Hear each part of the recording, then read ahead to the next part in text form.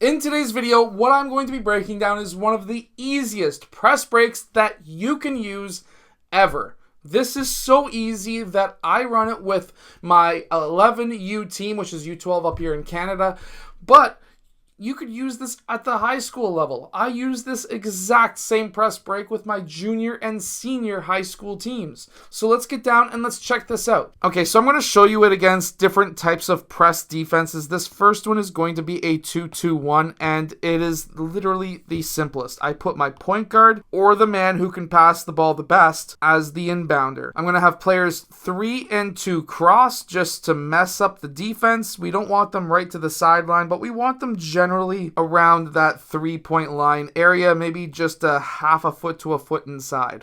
Player 1's first option is player 2, second option is player 3. If neither are open, we'll have player 4 flash to the point. However, our goal is to get the ball to player 2, which will then shift the defense as we see like this. Player 1 is going to then get inbounds. We're going to pass player 1 the ball back, and we're going to have the right side cut middle. The reason why we want the right side, or I should say the left side because it would be the left side of player 1, why we want this side to cut middle is because now we want the ball to either go to player 3, who can then get the ball to player 5, or just get the ball straight to player 5. One or the other. But this ball is either going to be going to player 3 or to player 5. If the ball goes to player 3, he can also pass to player 4, and then player 4 needs to dribble middle. We've beat the zone at that point, we just need to set up our offense.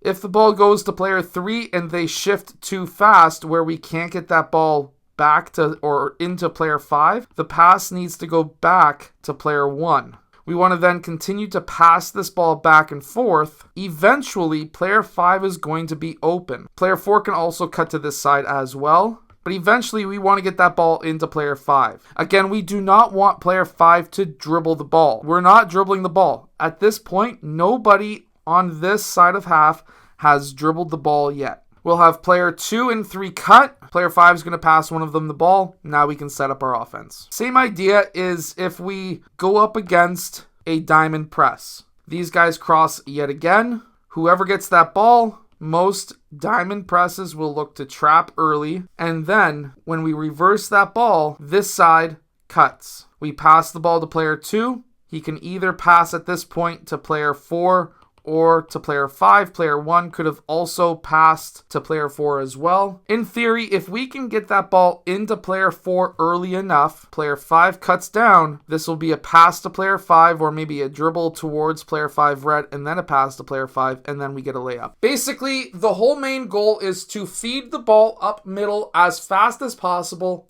without taking a single dribble. If we can get that ball and advance that ball past half without taking a single dribble, what that's doing for us is we don't need to rely on a single player's ball handling skills. We just need to rely on hitting the right person with a pass, with a nice strong pass, and being able to work off of being able to pass the ball. If you don't have a point guard, which all of my teams have a solid point guard, but if you don't have a point guard, or if your point guard just so happens to be injured, and you may not have the ability to say, let's beat their press, being able to pass the ball is the best way to be able to beat a press. And just by having 3 guys back who are guards, who are able to get the ball to middle, and then later down court, and then just set up the offense with no stress and the ability to just pass the ball, is going to really help you win more games.